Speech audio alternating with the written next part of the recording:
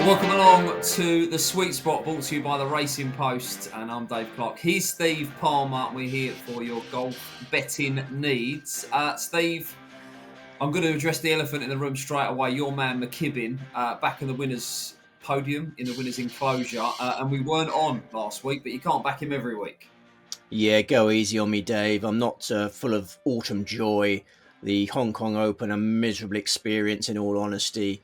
R3 made the cut, but that could not get anywhere near Tom McKibbin. He was absolutely sensational. The football did not go well either. My football team conceded a last-minute equaliser, literally the last kick of the game. Tommy Tiger and I crestfallen at the Bob Lucas Stadium. So, yeah, the golf went terribly. The football went terribly. And I need you to perk me up, Dave. Well, I can do that because the football didn't go terribly for all of us. So it's all right. It's okay. Right. Let's get to business then. You're here on the Racing Post YouTube channel. Do remember to like, comment and subscribe. A few YouTube commentors enjoying your column in the Racing Post over the weekend, which addresses that you're not the biggest national lottery player, Steve. Well, no, I find it quite disturbing how the lottery is promoted in this day and age when, there's so many people trying to hammer the betting industry. And then the lotto just continues on its merry way with children exposed to it. So I was just addressing the disparity there. No, I think the lotto is a terrible waste of money, and golf bets much better value. I know we didn't do very well last week, and we really need to turn that worm, as they say. Our golf bets are better value than the lottery. So if you play the lottery, don't save your money and have a bet on these golf tips. Unless they introduce golf fields of like 100 million players with no cut, then yeah, you're probably right. Yeah, this is it. It's a terrible value wager, isn't it, the lotto? And because it does so much good causes, it gets a free pass. So yeah, that's what the column was about. But no, fully focused on some golf winners this week, Dave. We need to show fortitude. We need to put Halloween behind us. I heard you had some horror stories at your Halloween party.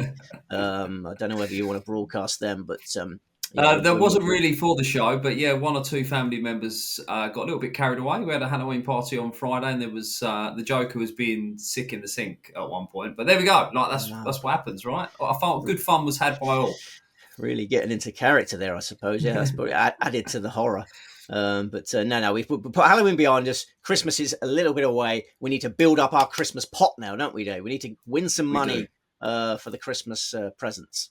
We do. Right, we've got two tournaments to get stuck into this week. But before we do, we will look back on the Hong Kong Open then. And it was an exhibition from Tom McKibbin, who has earned himself a place in the Masters and a place in the Open, having won this. 27 under par, Peter Uihlein next best, 7 shots back. And then we had a whole host of players on 19 under and 18 under.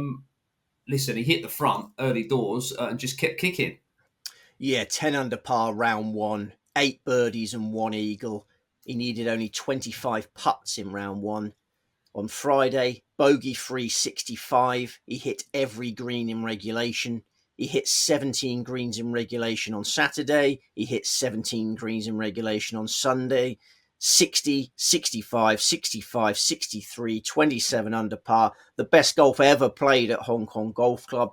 This tournament has been around since 1959, Dave, and he has just smashed the 72-hole scoring record by 5 shots. Bogey the last for a 7-shot win. Just utter dominance.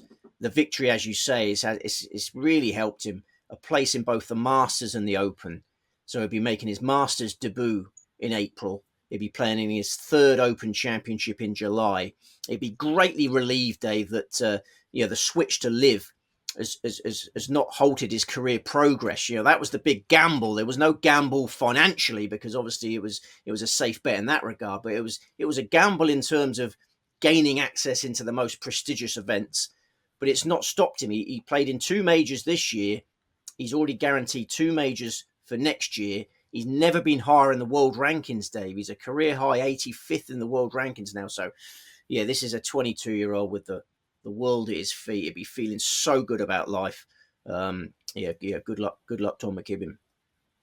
And the market had it spot on. You know, I think both of us suggested that perhaps Patrick Reed should have been favourite.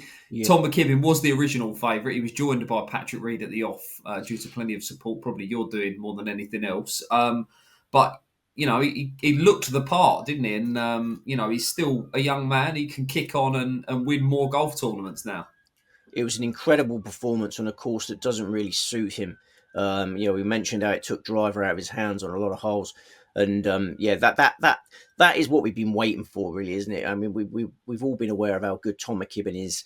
It's been a long time between the first win and the second win, but yeah, he's a really young man, Dave. As you say, he's 22, and if he can maintain that world ranking by playing well on the DP World Tour, then he'll gain access to all the majors, and he'd be dreaming about the Ryder Cup in Ireland in 2027, won't he?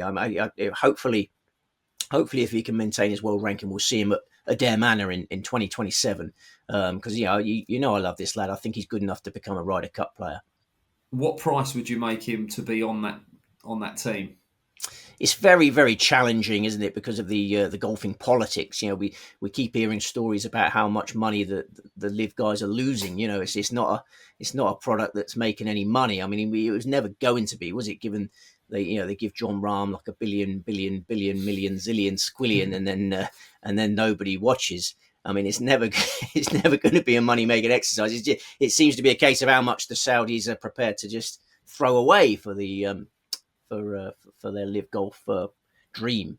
If live golf stays around and Tom McKibbin plays on the live circuit for the next 2 years, then it is going to be really difficult for him to make the Ryder Cup team. But if he accesses the majors, plays well in the majors, and the DP World Tour seem to have this policy of allowing the livers to play in anything, don't they? Understandable. The DP World Tour want the DP World Tour to be as good as it can. Are the DP World Tour going to say to John Rahm, "Oh, you can't come and play in the Spanish Open"? Of course they're not. I think McKibbin would be very relieved, and it'd be an interesting chat between him and Rory McIlroy this week when they meet up in Abu Dhabi, because Rory was obviously advising him to take his PGA Tour card and take that route. Tom and his advisors decided to go another way, and Tom will feel vindicated in many ways by what's happening. Okay, right. Also, Rans. Anyone else catch the eye in behind? When Yi Ding, I thought showed up well. Yeah, he did. Yeah. Obviously, a hugely promising Chinese player, Peter Uline. Former world number one amateur that we've loved since day one. I mean, he's still only 36. He's still got plenty to offer. I mean, I don't know whether you were following the drama on Sunday, but he gave McKibbin something to worry about. But then he made a quadruple bogey at the 14th hole. He made a snowman at the 14th, so effectively ending his hopes of winning. But Peter Uline will remain on our radar. Patrick Reed did best of ours, tied for 31st place. I mean, in an ordinary Hong Kong Open, 65, 69, 67, 67, 12 under par, you'd have a chance of winning. 12 under par would have won many a Hong Kong Open. But last week the course was playing easy, and Tom McKibbin just put on an absolute masterclass. I don't think he's getting enough acclaim for how well he played last week. It was a staggering performance. He shot the lights out. Let's put it that way. Much. Anything else to add, or should we jump into the previews? No, we've got 2 tournaments this week, which we always much prefer. Let's get going. Right, let's do it then. We'll go off to Abu Dhabi, the Abu Dhabi Championship, first of the DP World Tour playoff event. 70 runners here. Right, tell us about the track first, Steve. Am I right in saying that this is a links course? Well, it's a desert links. They try and make it mirror a proper links course. It's Yas Links, Abu Dhabi, United Arab Emirates, 7,425 yards, par 72, 4 par 5s. Abu Dhabi Golf Club hosted the Abu Dhabi Championship for 16 years. Yas Links took over in 2022. Kyle Phillips design.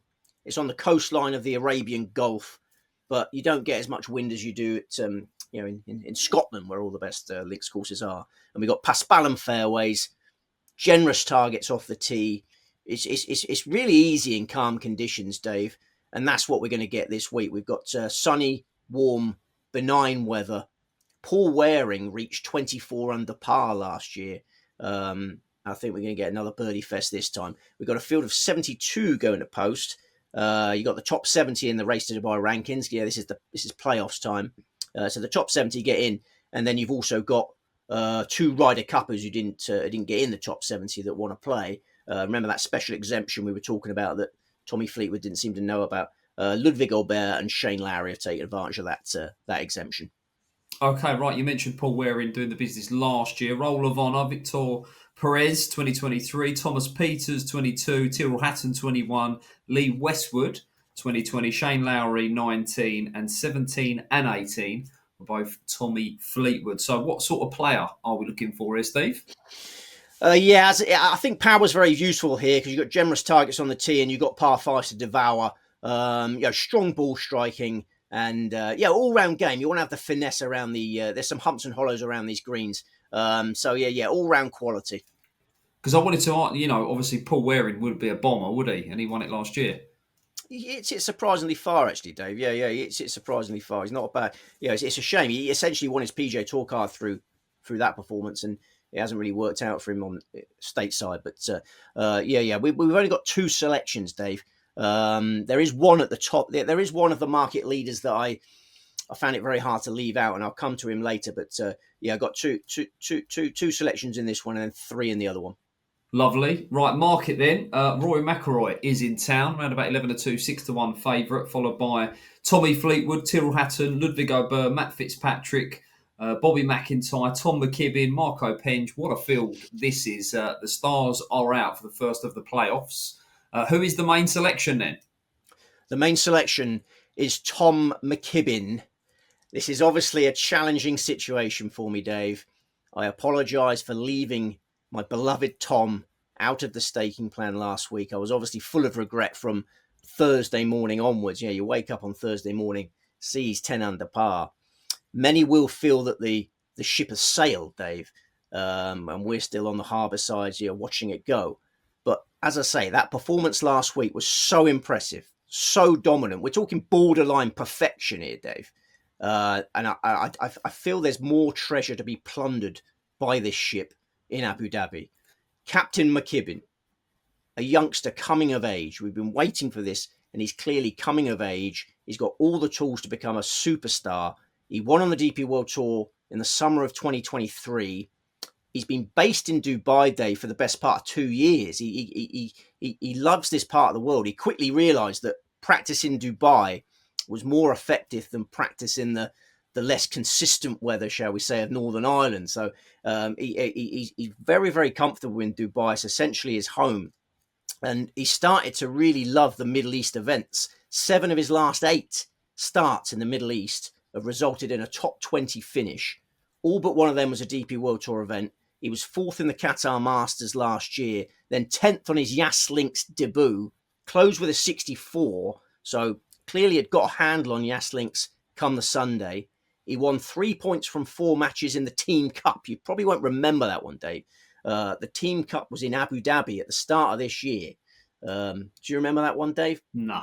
No. It's easy to forget about the Team Cup, but that was at Abu Dhabi Golf Club. He got 3 points for 4 matches for Great Britain and Ireland. And then he was 6th in the Dubai Desert Classic. So he's just a really good fit for these long desert layouts. The linksy nature of this particular one is helpful for the Northern Irishman. He won by half the track last week on a course which doesn't play to his strengths. Maybe when he goes to a course this week that does play to his strengths, he's going to win by 14 shots, Dave. I think it's entirely feasible. It's not like last week's performance came out the blue, which is another reason why I'm kicking myself. I've obviously spent a lot of time kicking myself. It didn't come out the blue, Dave. It was his 5th consecutive top 20 on the DP World Tour. He was 4th in the Spanish Open last month. He was really unlucky with the tee times in the Dunhill Links when we were on him in the Dunhill Links. Do you remember that? His tee times could not have been worse in that heavily weather-affected event. He's had 4 top 10s and a really solid debut live campaign. Greens in regulation machine. The putter came alive last week. I was shocked by some of the early prices this week, Dave. I'll admit I was shocked. I don't think they reflected just how amazing the golf was that he played last week. He didn't just win the golf tournament. He played borderline perfect golf. And I think he's still deeper in the betting than he should be. Some early birds have been catching the worms, but I still think he's deeper in the betting than he should be. I think he should be the fourth name in the market. Oh, I can feel the YouTube comments coming alive. Yeah, I know. Going back to Tom McKibbin. You said the ship sailed. It feels a little bit after the Lord Mayor's show, but listen, I'll bow to your there was opinion one and commenter last week. expertise. Did you see the commenter last week? They said, I thought he was going to go for that bottle of McKibbin again. Surprised he didn't go for that bottle of McKibbin again. So I wish I had gone for that bottle of McKibbin again, because he's not a bottler. He's a young man who's growing in stature with every tournament. And we're keeping the faith, Dave. Okay, that's fair enough. Well, listen, I've reeled off the market leaders there, and there's plenty ahead of him. So you're making a case for him to perhaps should be higher. I think he should be fourth in. List. Fourth in. Right, okay. Right, who else are we going for? Hugo Casau. Hugo Casau. Maybe it's time for Hugo to make his DP World Tour breakthrough. Certainly the best value outsider of the golfing week for me. He loves his trips to this region. There were 2 events in Abu Dhabi on the Challenge Tour in 2023. Casau finished 15th in the first one, then runner-up in the second one. He lost by a shot in the UAE Challenge. When he became a DP World Tour player at the start of last year, he opened 2024 with results of 70, 34, 12, 2, all of them Middle East events. He was runner-up in the Qatar Masters, lost by a shot. He went back to the Middle East for the Abu Dhabi Championship 12 months ago. Yaslink's debut, finished 6th, Dave, 20 under par. Only finished 4 shots behind Paul Waring. Casau found almost 88% of greens in regulation that week on his Yaslink's debut. So he loves the region, he loves this course, and he's shown enough lately to suggest that the big prices against his name are foolish. Got a great each-way bet here. He was 5th in the Spanish Open last month. I think he's going to get in the mix again at Yaslinks. He won on the Challenge Tour in 2023. I think a maiden DP World Tour title, entirely feasible at the age of 33. Okay, well, listen, only 70 runners, so a good each-way feel about it, this market. Can I guess which player you found it tough to leave out the frame? Be my guest. I'm going to go with Tyrrell Hatton.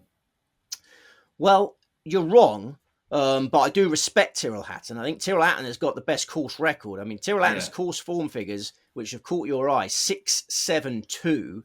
He did say some really derogatory things about the course after his first visit. I don't know if you remember that the first Yaslinks event, he was talking. He made some very, very. He had some very choice words about the 18th hole in particular, saying he wanted to bomb it.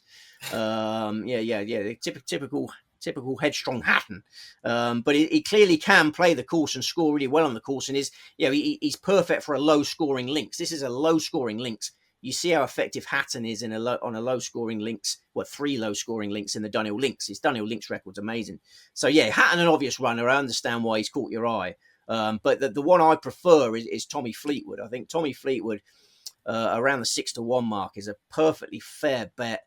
If I had 3 tips this week, it would be Fleetwood as the other one. He's a 2-time Abu Dhabi champion on the other course. And last year, it looked like he'd got to grips with Yas links. He's played in all of them. But last year, open with a 62, finished 6th. He lives in Dubai, of course. He won in Dubai last year. He won in India last time out. So I think 6-1's a fair price. If you don't want to play at a short price this week and you want to boost the odds, maybe try Luke Littler to win the Grand Slam of darts. Have a Fleetwood Littler double, because Luke Littler's got his tail up. He's finally passed his driving test. Fleetwood and Littler. You got Fleetwood 6-1, Littler 2-1. That would be an option if you want to get Fleetwood involved. But I just couldn't quite get over the line with Fleetwood. I think McKibbin and Casau are better value, but Fleetwood's the one that I was struggling with. And of course, this is an event that Rory has never won. Yes, fascinating Abu Dhabi record for McIlroy. His course form figures at Yaslink's 12-3, but it's on the other course that he's come really, really close. He's never won the Abu Dhabi Championship. He's been runner-up 4 times. He's been third million times as well. Is this the week he finally lays the Abu Dhabi ghost to rest? Obviously entirely possible, but for me, I think it's more of a gentle loosener for next week. You must remember, he hasn't hit a driver in competition since the Ryder Cup. You remember, he didn't even put the driver in the bag in India. So I think this week may be a case of getting his favourite club grooved in for next week. He always feels invincible at the Earth Course. DP World Tour Championship is his, it's like a second income for him. He always contends there. So I think mentally McIlroy's seeing this as a gentle loosener for next week, where he can win the DP World Tour Championship, wrap up another race to Dubai title. Fleetwood I just think is a better bet than the others. Okay, other player that I wanted to ask you about, and I've texted you about already. I've just got a feeling for Ludwig Aubert this week. He's never played the course, but he's obviously taken advantage of the Ryder Cup exception. I've seen on social media he's got there early. Plenty of prep in. I've got a feeling for him this week, Steve. Well, the Lord would definitely be confirming his hate for me if Tom McKibbin wins one week without my money on, and then Ludwig Aubert wins the next. I mean, obviously entirely feasible, but the reason he's got there early is because he's a course debutant. This course has been played three years in a row, and he's a debutant, so that's obviously a handicap. And inactive since the Ryder Cup. Another reason he got there early is to get some reps in, because he hasn't played a tournament since the Ryder Cup. But I love him, but I think this week there's reasons to leave him out. So expect a 7-shot Aubert victory. Oh well, I might be on. The prices are really mid, just because there's, as I've already said, only 70 runners. It feels like 72. A 72, of course. Yeah. It feels like a great event. I know still 72 runners. To have a few each way darts at, because we're not into treble figures as the field, so it kind of feels like you can still get 5, 6, 7 places. Yeah, I hear you. I think Hugo Casau is the best each way bet. I think Hugo Casau at 3 figures is a glorious price. This is another player that people may say I've been too faithful with. I do think he's going to win on the DP World Tour. Early 30s. Peaking as a golfer, and seems to love this region. So I have an each way bet on Hugo Casau, Dave. Okay. Anything else to add? No, sir. Let's move on to the to Mexico. Let's go down Mexico way. Well, yes, let's do that indeed. The Worldwide Technology Championship, formerly known as the Mayakoba Classic, I think. If I've got that right. The Mayakoba Classic. Back in the day, yeah. And a track designed by your man, the GOAT, Tiger Woods, right? Very much so, yeah. El Cardinal at Diamante, Los Cabos, Mexico. 7,452 yards, par 72, 4 par 5s. The PGA Tour staged the event you mentioned, the Mayakoba event at El Carmelion from 2007 to 2022, but the Live guys came in again and took a PGA Tour venue. So the PGA Tour had to move away, and they went with El Cardinal in 2023. So this is the third event at El Cardinal. Tiger Woods, course designer. The Paspalum fairways. We got Paspalum fairways on both tours this week. These are really wide fairways. Hardly any rough, large greens. So Tiger Woods has designed an easy course here. I mean, he's obviously told you want punters to come here. Like I said, resort course essentially. So It's really easy, and the weather is perfect. Sunny, hot, calm. Temperatures peaking at 34 C. You got four par 5s, drivable par 4. Perfect weather. So yes, we're going to see so many birdies this week, Dave. Both sides of the both tours. Both tours going to be absolute birdie fest. You got a small field in this, relatively speaking, as well. 120 going to post in Mexico. Okay, market leaders then: Ben Griffin, JJ Spoor, Max Greiseman, Siwoo Kim, Michael Thiel-Bjornsson, and Rico Hoey, not Henry. Former winners: Austin Eckrow, Eric Van Rooyen, Russell Henley, Victor Hovland twice. If you say that Michael Thiel-Bjornsson is your tipper, I feel like I've seen this episode of The Sweet Spot before. How many in the team? 3? We got 3 selections, Dave, yes. Okay, right. Who is the main selection? The number 1 selection is Michael Thiel-Bjornsson. And I think we should just have a minute's silence now, Dave, for everyone to process this. So I'll start the clock and I'll blow the whistle when the minute's silence is over, okay?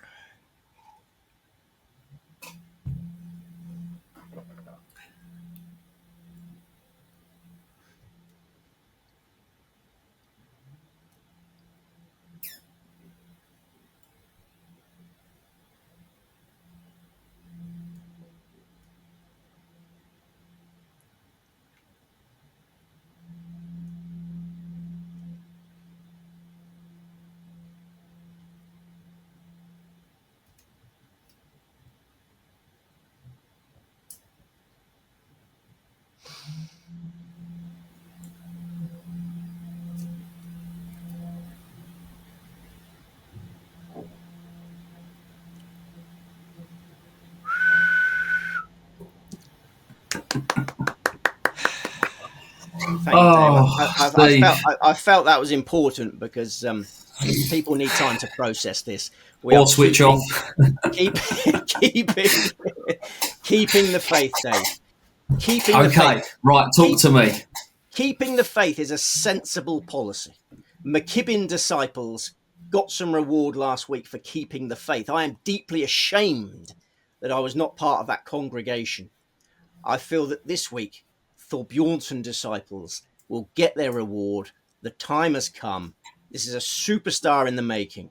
He turned 24 in September, magnificent amateur career behind him, finished fourth in the 2022 Travellers' Championship on the PGA Tour when still an amateur. Has twice finished runner-up. on the PGA Tour as a professional. Fourth in the Rocket Classic at the end of June. Third in the Bay Current Classic last month. He's been in majestic ball striking form of late, particularly with the driver. It's literally only a matter of time, Dave, before he becomes a PGA Tour champion. We just need him to hole a few putts and then the floodgates will open. This course there to be overwhelmed by Thorbjornsen. 4 par 5s that he can reach. Some of them are long and only the big hitters can get there. Only players that can drive as well as he can get there. So he's got 4 par 5s he can reach. He's got the drive ball par 4 that he can reach. Virtually no rough on the property. He'd be relishing his return to Mexico, Dave. The last significant title he won as an amateur came in March last year, and it was the Cabo Collegiate at the Twin Dolphin Club in Los Cabos. It was a crucial victory because it meant he reclaimed top spot in the PGA Tour University ranking. So it was a win that sort of got him his PGA Tour card. That's how he got his PGA Tour card, through that university ranking. He'll have fond memories of Los Cabos. Maybe this is the place. Back in Los Cabos, he's going to make another significant career stride. The course is perfect for him. Keep the faith, Dave. Keep the faith. Okay. Boy, I'll take your word for it, Steve. I do wonder what our producer Ben is going to do with that minute silence, whether it makes the cut or not. I thought it was important. That we had a moment of reflection, but rage. Let the rage just bubble among the YouTube commenters. Well, this is it. But the YouTube commenters must remember, there's no one more invested in these selections than me. I'm not having fun here. That was not fun going through that for me. I knew I'd have to put a helmet on, but obviously I'm more invested than anyone in these, and I'll suffer more than anyone if he fails again. Listen, financially invested. I think you're emotionally invested more than anyone else. I am. Yeah. I mean, I just think he's a winner. I think he's a winner. He hasn't won yet, but he hasn't been on the tour for very long. He's an amateur last year, like last March. We're talking about a tournament last March in Los Cabos when he was an amateur. He didn't turn pro until June last year. So you've got to be a bit more patient than that. I think you were urging me to put him in the bin last week, Dave, or the week before. You can't put a lad who's only been a pro for just over a year in the bin. And I think when he does start winning, he'll start winning loads. There's other players. There's other players in this field that I've considered. I'll come to them after the tips. There's a certain player that I was very close to selecting, but he's sort of proven himself as a loser. You're a loser. Over a longer period of time, and there were some tough decisions this week, but I'm confident I've made the right decision. Okay, well, he's as big as 22-1 out there. Big Bad Michael Thorbjornsen. We're thinking he's going to be out of reach some of these long holes, right? So it's not just the fact that you're a big fan. The course is set up for him. The course is made for an attacking powerhouse to make merry, and he's the best of that ilk. And my next best is the next best. Right, bring it to me then. Who are we going for?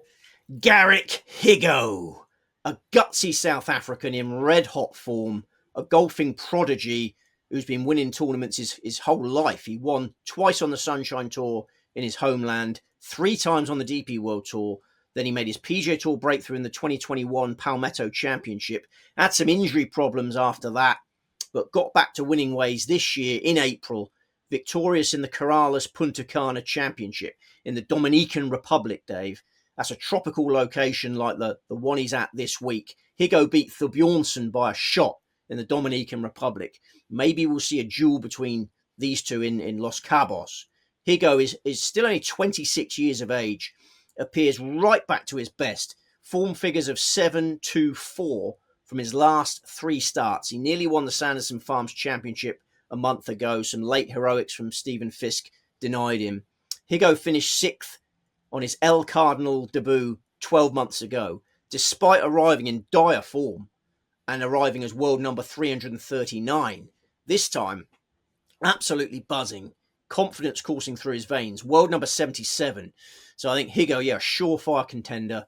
Thorbjornsson Higo duel be very nice, thank you. Okay. Dominican Republic? Dominican Republic. You call it what you like, Dave. Okay. I'll call it what it is. Dominican Republic. Right, one more selection from you. Who else are we going for? Pearson Coody. Sweet spot regular, a 25-year-old who has just secured a PGA Tour car for next season. He's been regularly impressing on the Corn Ferry Tour. This week he tackles what I'd call a Corn Ferry Tour-like venue. I mean, the setups on the Corn Ferry Tour are really easy, and this week's test is Corn Ferry Tour-like.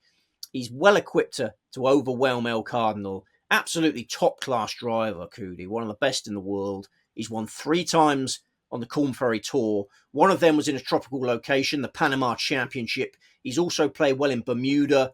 He's also played well in the Bahamas. Pearson loves a tropical location, and I remain confident that he's good enough to win on the PGA Tour. This is a former world number 1 amateur, Dave. Show him the respect he deserves. He lost a playoff for the ISCO Championship last year. You might remember that one. We were on at a juicy price.